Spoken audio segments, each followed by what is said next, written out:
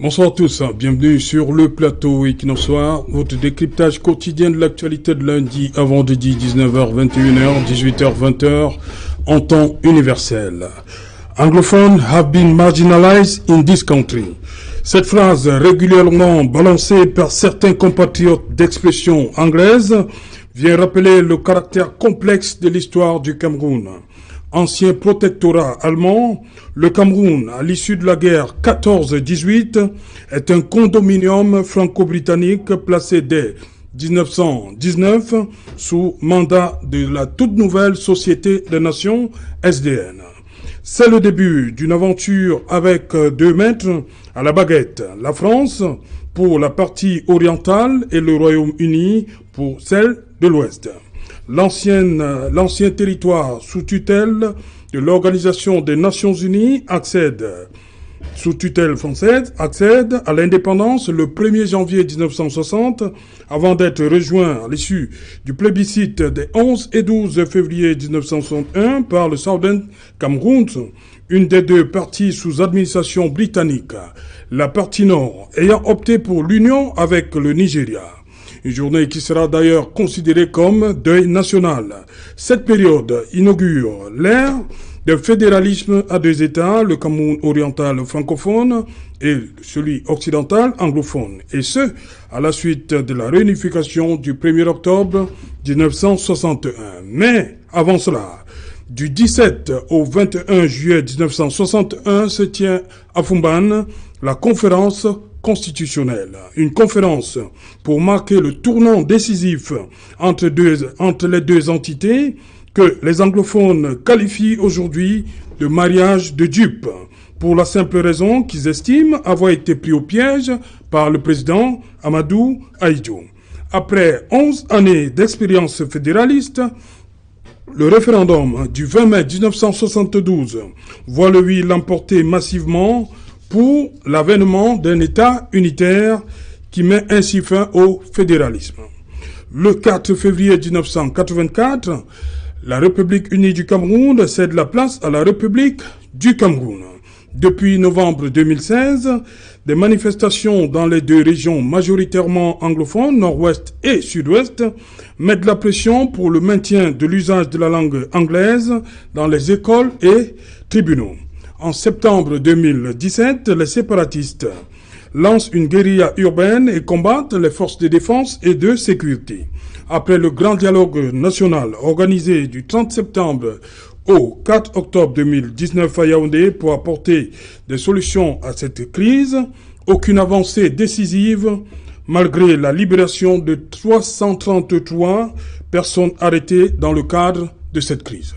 Madame, Monsieur, tout à l'heure à 20h, c'est la grande édition d'information présentée par Nadine Yambou. Je vous retrouve après pour Équinoxe Soir, deuxième partie. Ce sera le temps du débrief.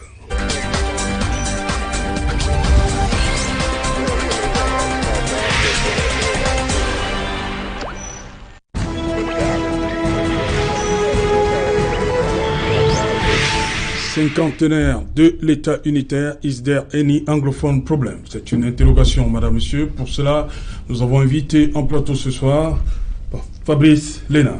Good evening. Good evening, Sir Sech. Bonsoir à tous les téléspectateurs du Équinoxe Soir, avec l'esprit de Enes Ngwadi, de Robin Omniobe, de Ngomdjoua, avec tous les leaders du Cameroun à la naissance des réunifications. Je suis très ravi d'être votre invité ce soir pour discuter des bases, des fondements du Cameroun et vraiment regarder ce qui n'a pas marché avec le référendum de 1972 qui nous a menés là où nous sommes aujourd'hui avec l'État unitaire qui est vraiment une catastrophe vivante. Merci beaucoup pour votre mon invitation. Voilà, Fabrice LENA du PAP. That's it. Yeah. Secrétaire général, c'est bien cela? Ouais, Okay. merci. Greeting to President John Dennis. Of course, President John Dennis, former President Ayapol Abine, they are all watching, and I think they will really enjoy. He's watching. Yes, he's watching from Boya. From at Boya, not at Akwaya? No, in Boya, Okay. Yes. Voilà. Qui nous a reçus chez nous lorsque nous étions encore avec Dimanche avec vous et Cédric Nouffelé. Voilà, ils n'ont pas oublié ce séjour-là à Bouya en compagnie de Voilà, merci beaucoup. Bonsoir Robert KEDIA. Good evening to you, sir. Good evening to all my co-panelists. Good evening to all our viewers.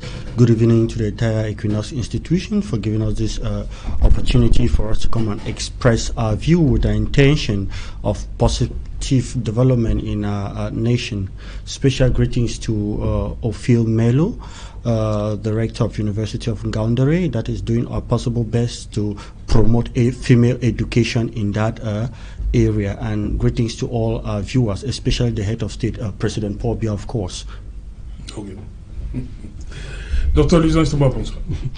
Bonsoir Serge Alotou, bonsoir à tous vos nombreux téléspectateurs, bonsoir à tous les fans, Dr. Louison ESSOMBA disséminés ici et ailleurs.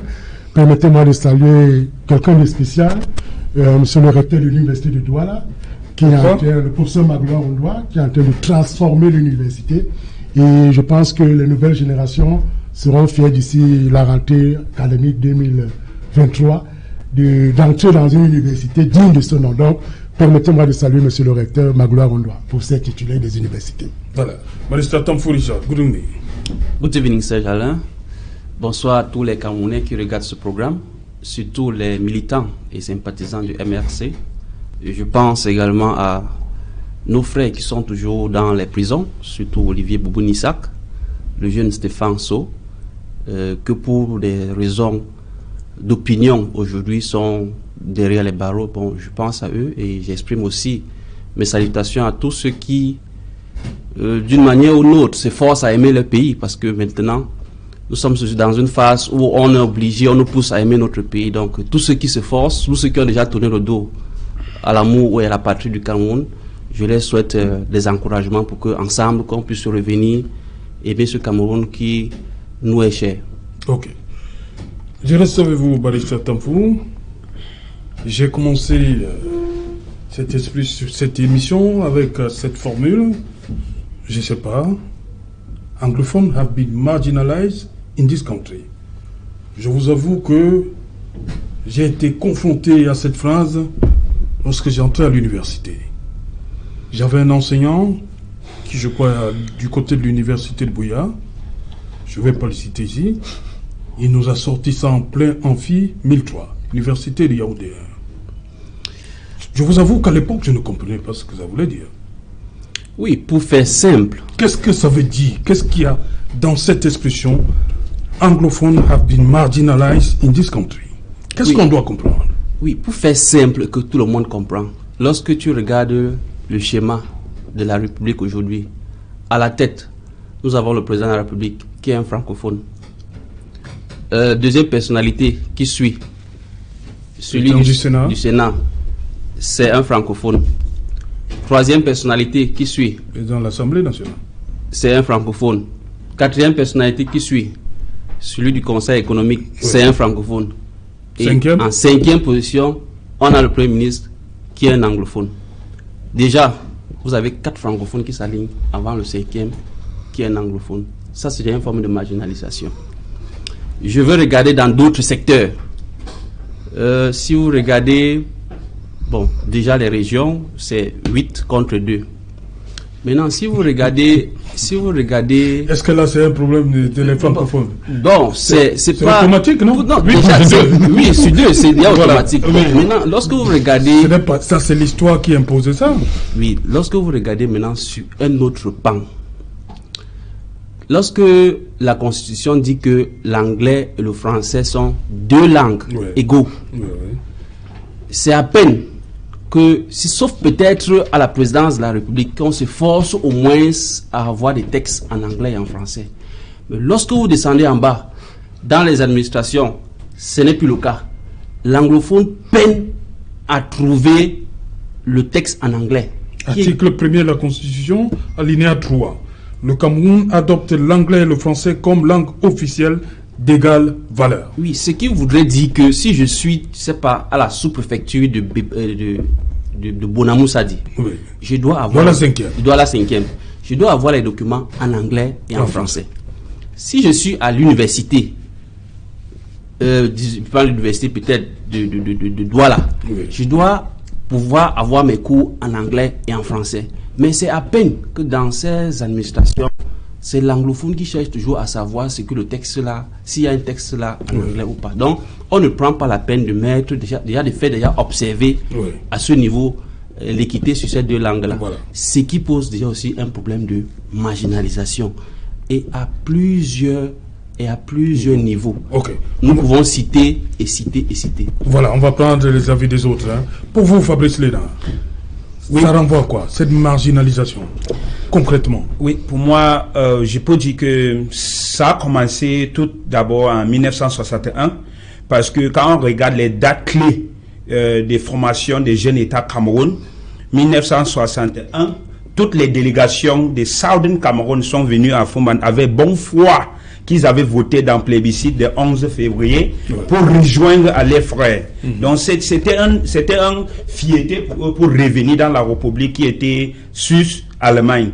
Et quand on regarde les 11 ans des pays fédéralistes, c'est là où on constate que vraiment c'était une aspiration d'aller être avec ton frère, mais ton frère n'avait pas même bonne foi pour vivre ensemble avec toi. L'épreuve est que le fédéralisme qui était défini dans la Constitution de 1961 n'était jamais respecté dans l'application et dans l'administration de ces pays. On voit Aïjo qui a plein de pouvoir, qui fait démissionner ce qu'il veut et qui veut administrer ce qu'il veut dans son administration. Je veux prendre le cas de Gomdjoua contre Estimona. Gomdjoua, c'était quelqu'un qui défendait l'État fédéral.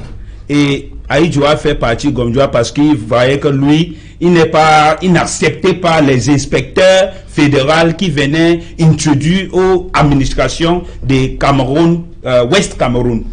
Donc, quand on regarde tout ça, on voit qu'il y avait déjà le plan de faire tomber le fédéralisme au départ. Parce qu'en 1966, quel était l'objectif de tuer le multipartisme ou bien la politique pluralisme? Parce que l'objectif, c'était déjà à consolider le pouvoir au niveau de la présidence, en sorte qu'il n'y a qu'un parti uni. Dès qu'il y a un parti uni, le chef, tout ce qu'il dit, et la loi, et donc on ne sait pas plus le parti au pouvoir avec l'administration, avec la politique. Donc tout le monde est devenu maintenant pour le président de la République qui est en même temps le président des partis au pouvoir. Donc on voit que cette phase a manqué déjà l'échec du unification qu'on est engagé dedans. Et dans l'infrastructure, toutes les infrastructures anglo-saxonnes étaient déjà en chemin de marginalisation. On voit déjà la date du 11 février. La date du 11 février ne devait pas être, on ne sait même pas comment, on ne peut pas expliquer comment ça a devenu un fait de jeunesse. Parce que c'était un plébiscite, ça devait être un date de ce qu'on appelle fête nationale pour le Cameroun, pour le plébiscite de réunification. Donc on doit dire c'est un fait de réunification, pas fête de jeunesse. Et maintenant, quand on va jusqu'à unification, on voit qu'il y avait déjà un plan de système de gouvernance qui n'a aucun respect pour la Constitution, aucun respect pour l'état de droit, aucun respect pour politique compétitive. Et ça fait que les anglophones qui avaient déjà une culture de politique compétitive, l'année prouve que avant le plébiscite de 11, il y avait Ndélé et Foncha. Et ils avaient deux différents partis politiques.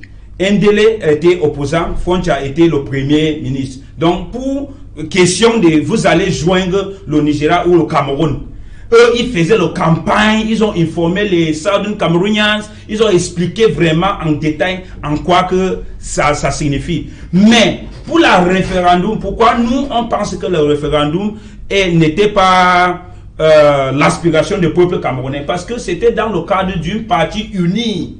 Et parti uni, ça veut dire que c'est quelque chose qu'on impose. Si ce n'est pas quelque chose qu'on impose, il n'y avait pas d'opposition.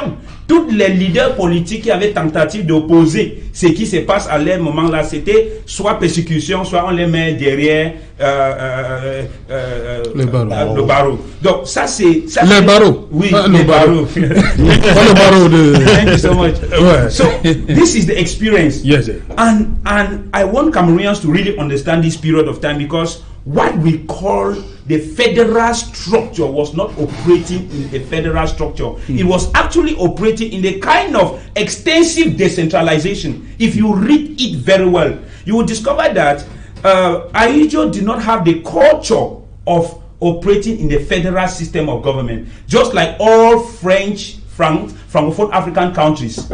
They don't have the culture of operating in a federal system. So it was like a new system to them. So in collaboration with the invincible hand of Cameroon, they were struggling how to bring back the republic to the original republic. 1972, the reunification, the unitary state referendum that was unconstitutional. 1984, presidential decree that changed the name of the country to a Republic of Cameroon, and that is the birth of the strong secessionist movement of today. Because when that ordinance was passed, people like Bernard Fallon, Fongoji Dinka wrote texts, articles, petition to the president, describing that this is going to lead to a future problem. There were prophets that had foresaw what will happen in future, and that is the birth of Ambazonia, that we have been annexed, we have been colonized, we have been absorbed, because Cameroon is not supposed to be a bilingual country. We are supposed to be a bicultural country,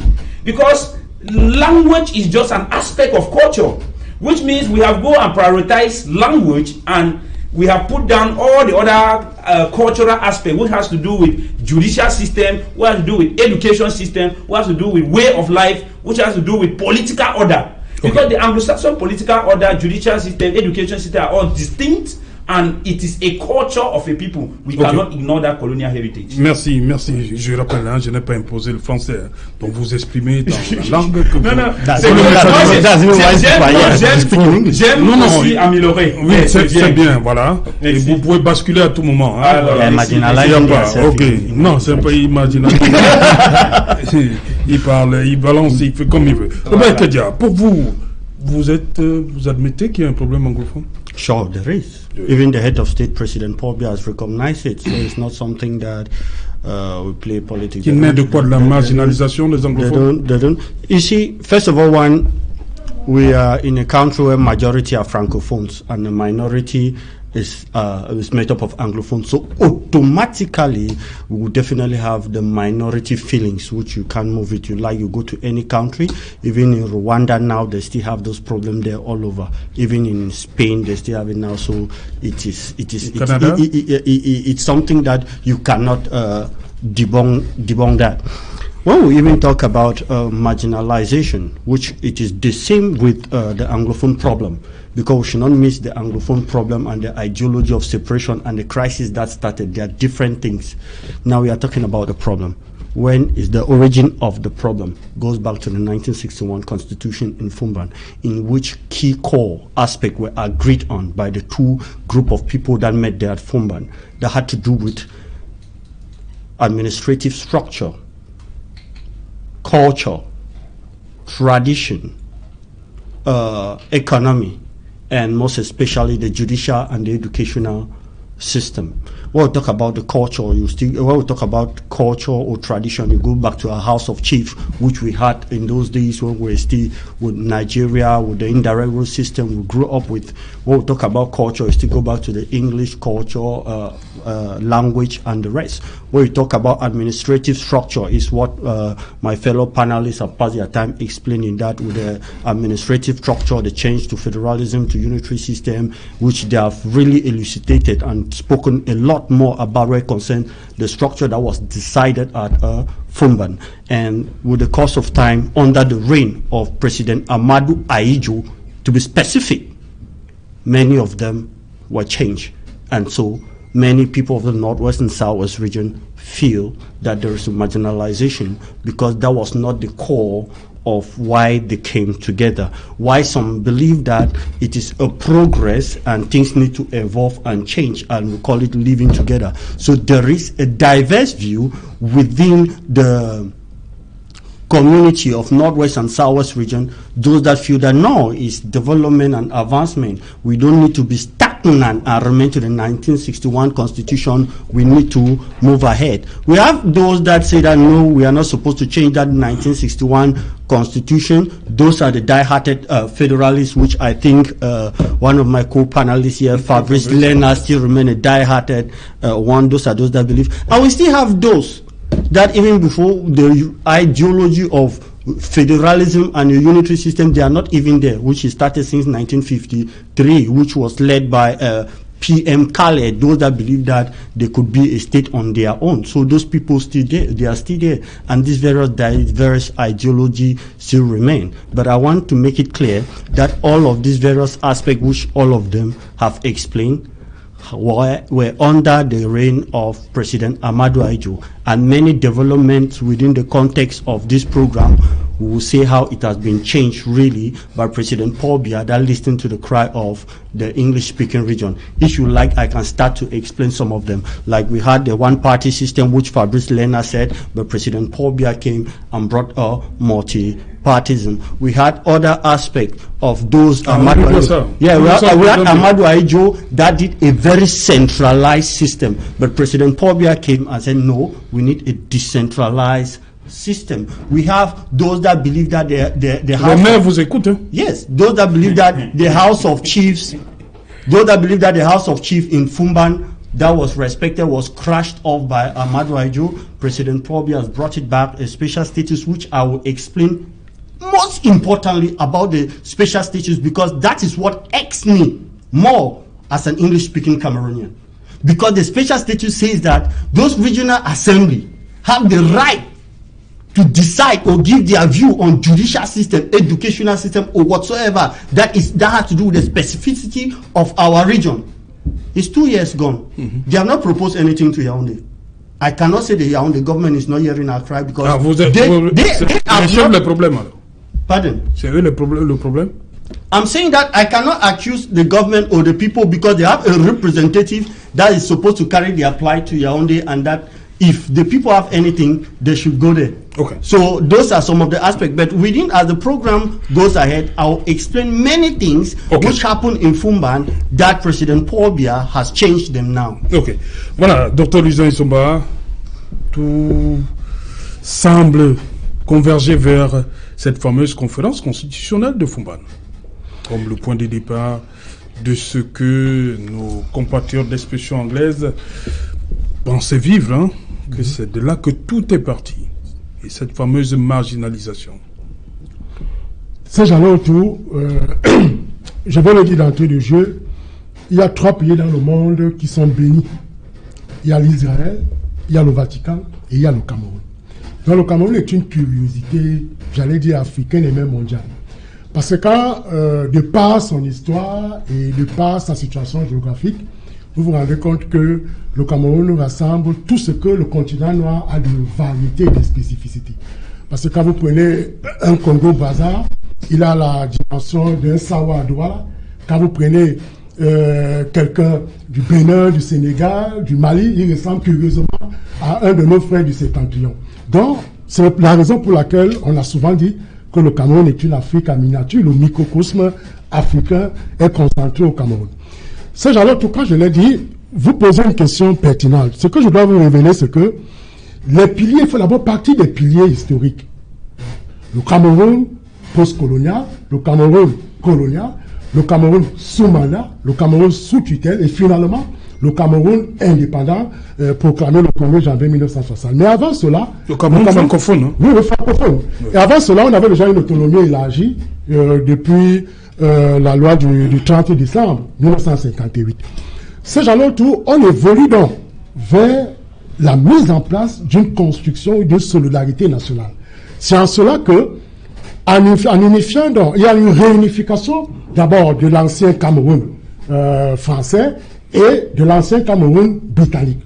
Cela va donc déboucher vers la réunification donc, de ces deux États qui mettra en place plus tard, le 1er octobre 1961, l'État fédéral.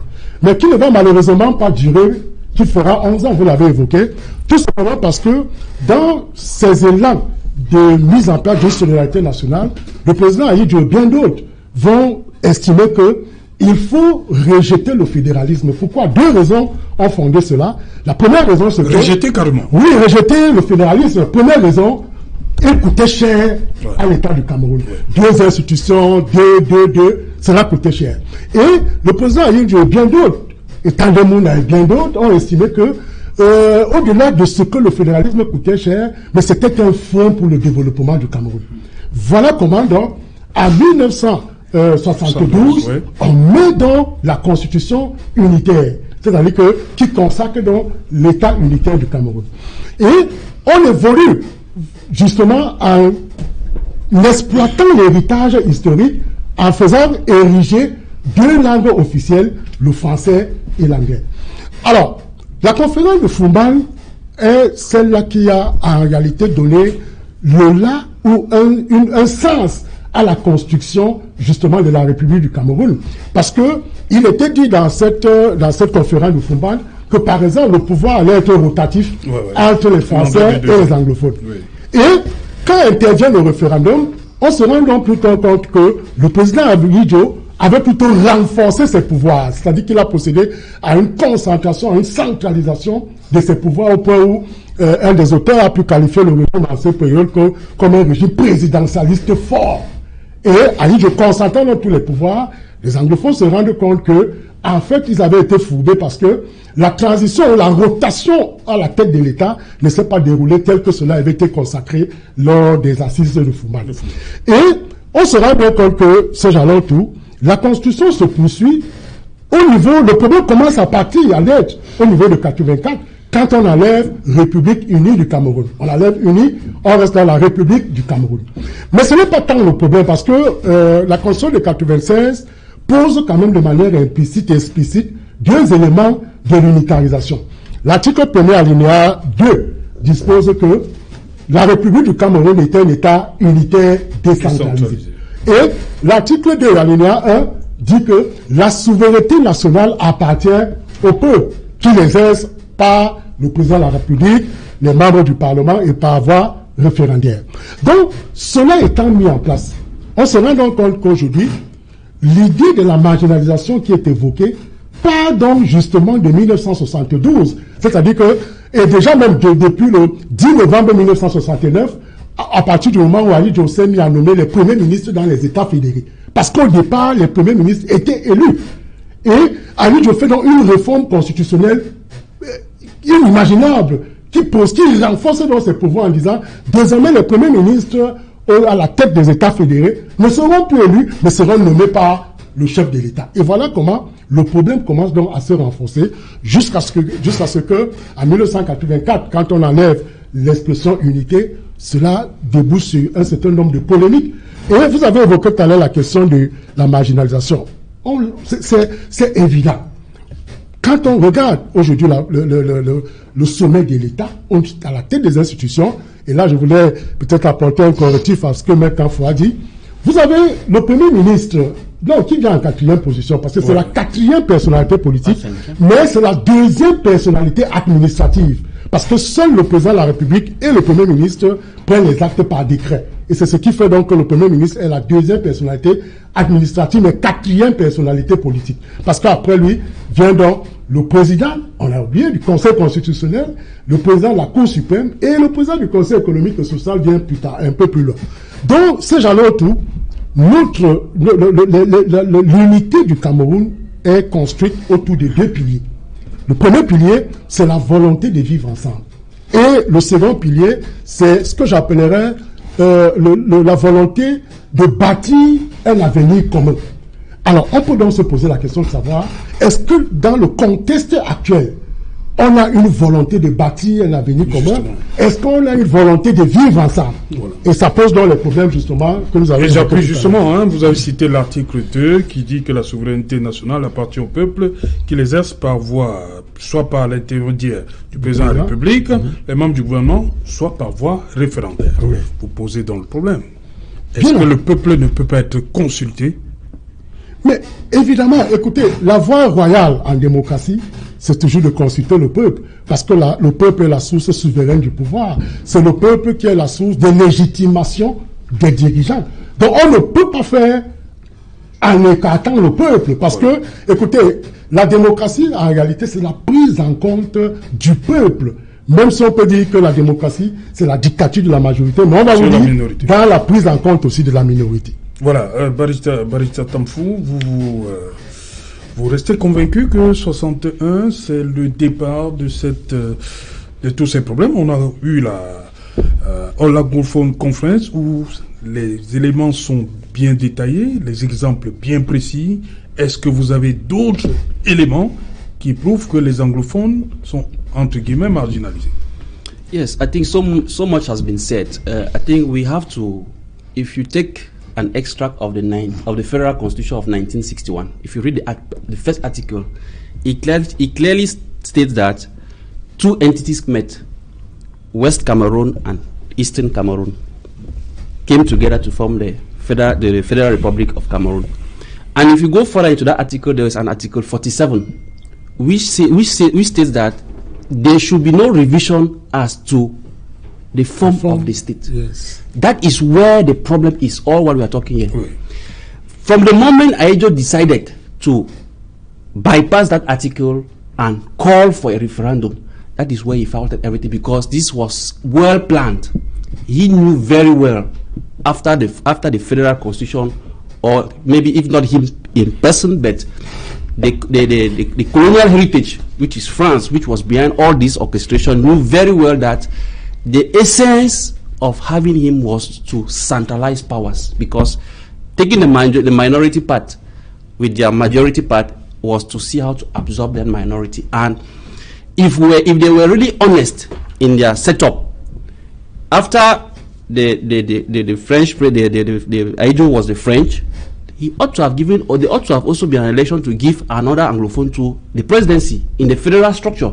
But smart as he was, before we could start enjoying the federal structure, they brought in allegations as if it was expensive to manage and all why not. So that is how we, you know, when you are superior. Donc cet argument-là pour vous ne passe pas. It cannot work.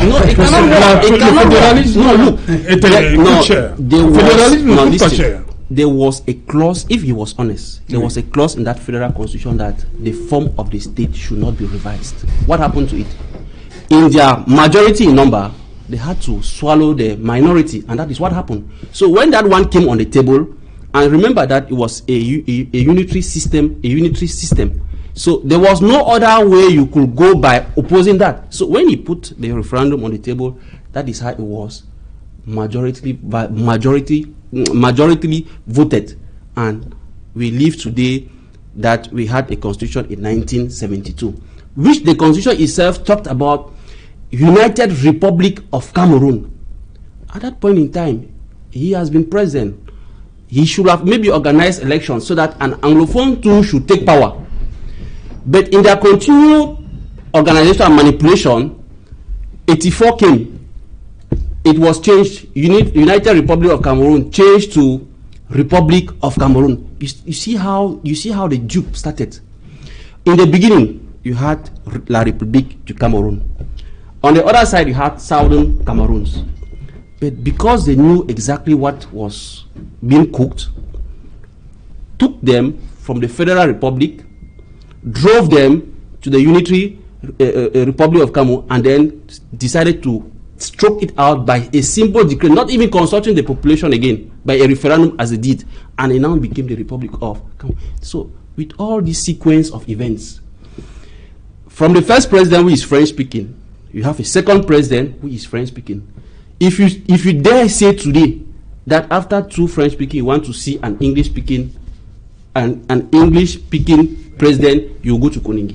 No. Because that is, if you dare, because that is what they have made people to understand, that you cannot express political opinions. People have expressed political opinions with the ongoing Anglophone crisis. Today, where are they? They're in prison.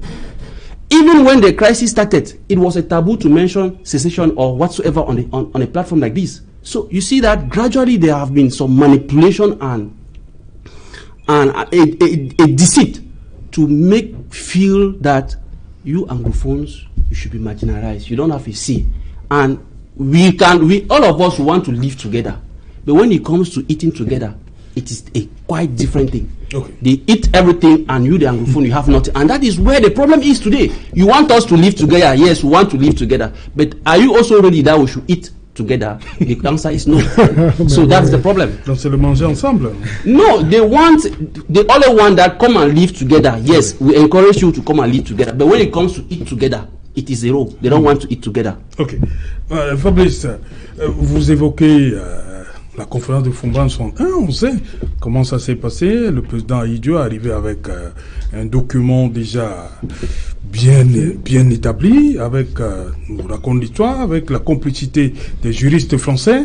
Mais la partie anglophone a quand même décidé de revoir, de procéder à des amendements. Mais le président Ahidjo, en dernier ressort, le 21, il a pris un certain nombre de mesures.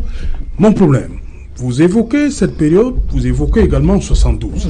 Mais on sait quand même que le président Ahidjo, il y avait certaines têtes à l'époque qui n'ont pas contesté.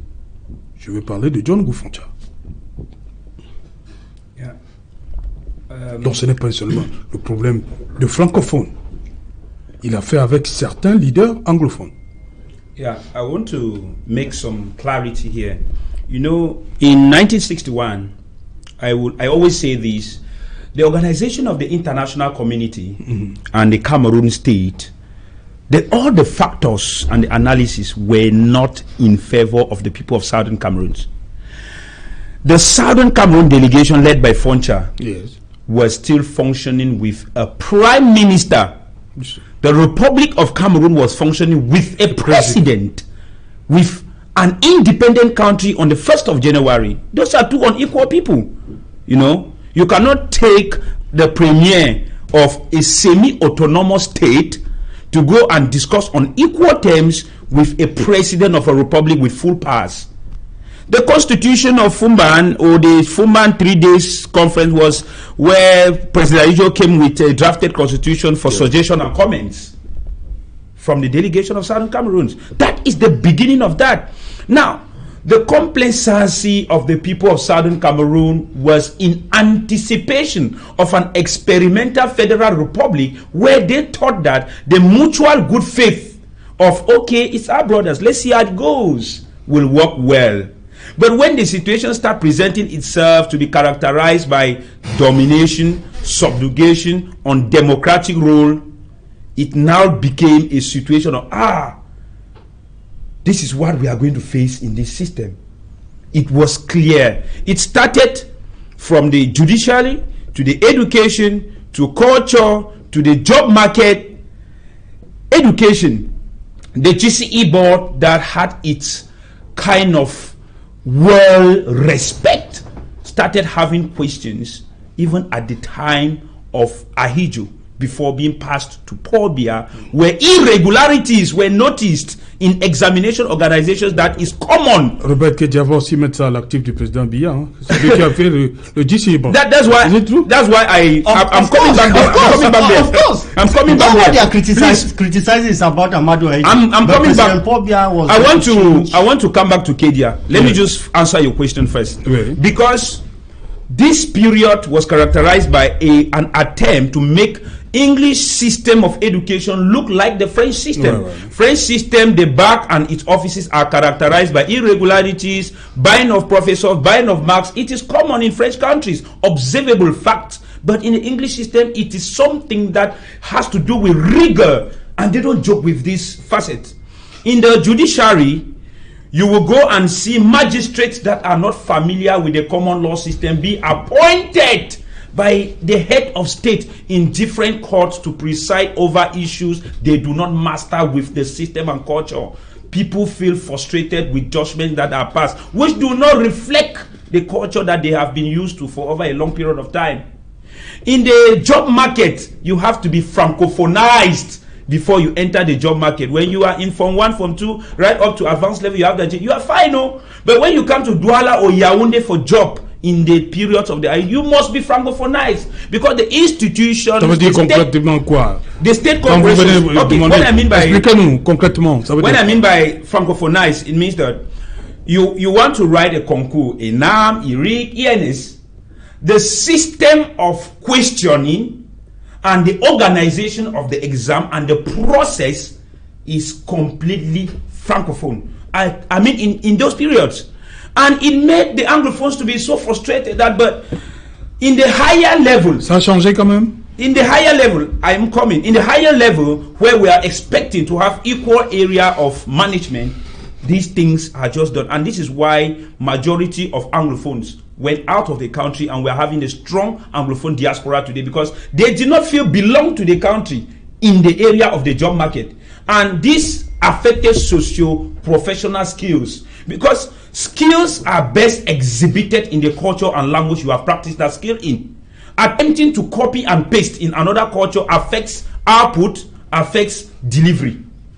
For KEDIA to come and tell us here that Mr. Paul Biya is being exonerated from what happened in the period of President Amadou Ahidjo is just for him as a young man who is not honest enough or do not master the federal system or do not even understand who is President Paul Biya Ahidjo to come to this type of platform and tell Cameroonians such lies. Wow. President Paul Biya was at the presidency from the period of Amadou Ahidjo right up to 1972, and when the unitary states, referendum was being sent for the people of Cameroon to vote to change from federal to unitary, President Paul Biya is one of those people at the cabinet of the presidency that prepared such a bill. And immediately after 1972, in 1975, the Constitution of the Unitary Republic stipulated that an Anglophone who was at the National Assembly was supposed to be interim in case of vacancy at the presidency. But when Ahidjo was planning to appoint President Paul Biya, which was a scheme that they have planned, cooked very well. Yes, it was Muna that was there. They have already planned. So he went and modified the constitution to remove that clause that permitted an Anglophone to be interim in case of vacancy at the presidency. In 1979, such similar modifications were made again in the constitution because he knew that they were preparing a Machiavellic and Jacobinist plan for an unconstitutional takeover, which is takeover by an heir.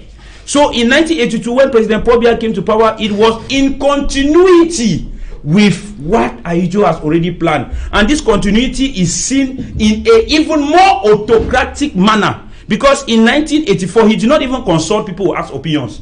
He simply made a presidential decree. That is the beginning of leadership by haute instruction and by presidential decrees. Because when he came to power, to change the name of a country is a symbolic issue that you should not joke with, especially a country with bicultural nature, with two different people. And that is when the foundation of secession came to place.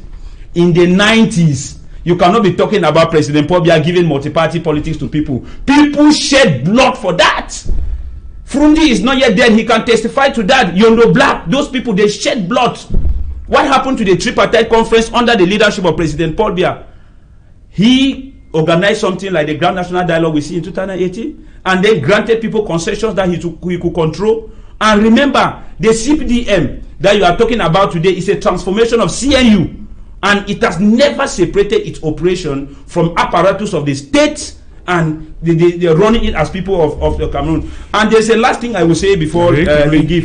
What I want to say is let CPDM councillors in Northwest and Southwest know, because KEDIA has declared here that they have failed. That's why you said that. Wrong information. I've not used the word failed. That's what you said. You talk about lie and you come on TV, you lie. You said they have failed. Are you the word failed? You said they have failed. I said it's their responsibility to carry the responsibility of the people to not to the Yaoundé. Yeah, but they are saying it's failure. That's what you did. That's your analysis. I think it's their responsibility. They have failed to even. It is your judgment to say. It is your judgment to say it is your own opinion. Good. So don't come on TV and lie that somebody used the word failed. When you are lying, no. Your people watching and you come, you lie. You said when you lie, don't lie. Permettez, Robert KEDIA ne veut pas que vous lui empruntez cette expression. Let me learn. He said he's shocked that the special statement with all its contents, the people who are in the regional councils are unable to make concrete proposals in Yaoundé. I said they are the ones to make proposal in Yaoundé. Did not say they are not able to make proposal in Yaoundé. They are two things different. Please, Lena, do not lie on TV. You are saying watching. Where KEDIA? Use my word. Don't use your own word for your own propaganda. No. It's not propaganda. You said that. You said that councillors is their responsibility. Have they done it? Have they actually made the proposals? Okay. The people So the people. And it is your right. The people are not revendicating. You people are failed. Okay. The people are okay. Oh, KEDIA, it is surprising. It's surprising. You talk about failure, lies, and you do the lie. All right. Oui. Sur la marginalisation, il a pris le cas lorsque des anglophones viennent se jeter dans le monde de l'emploi, surtout dans ces régions francophones, majoritairement, ils sont obligés de se francophoniser, comme il a dit. Francophoniser? Yes. Anyway, maybe you could be talking about the time of Amadou Aidjo when there was only one state university. But I tell you today, talking about his own example, the Northwest region is the only region in Cameroon that has two professional schools, ENSEC and ENS. The Southwest has INSEC Kumba. Those two regions have universities, where the region of the presidency is not even having a university. That is what President Paul Biya is doing to fight against the franconization he's talking about. Because I am honest with him, before the creation of the University of Boya, it was clear that all those that graduated from the university did that from Yaoundé. Yes. And of course, they had to study that way. But President Paul Biya said, no, it's not correct. He gave the university to stop what he is calling about franconization.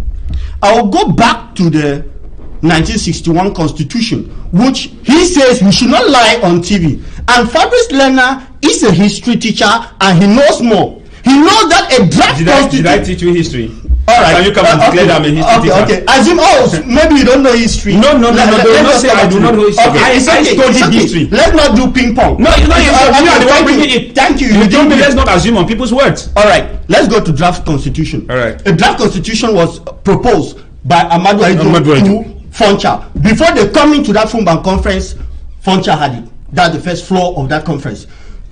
Mais c'est contestable, hein? Beaucoup disent que tout le monde était surpris, hein? Que Foncha ne disait pas. Experts were given, British experts. Who were the experts? Were proposed to Foncha, and he didn't make use of them. No, who were the experts? Please give us names. Permettez à KEDIA d'aller. Thirdly, we are talking about politicians of those two regions, which we had Ndele as one. When they went to Fumban, those people you see in Fumban that could actually talk were the dead two members of the one-party system, Solomon Tandemuna, Augustine Gumjwa, and Foncha himself. People that had their own ideology and their own stand, like somebody like P.M. Kale, that has his own ideology that should be a state. People like Emmanuel Mbelalifafa Ndele, that wanted us to be in Nigeria. Foncha did not make use of them. It was win takes it all. I don't come... When there is responsibility that we are supposed to accept that we made a mistake here, we should say we made a mistake here.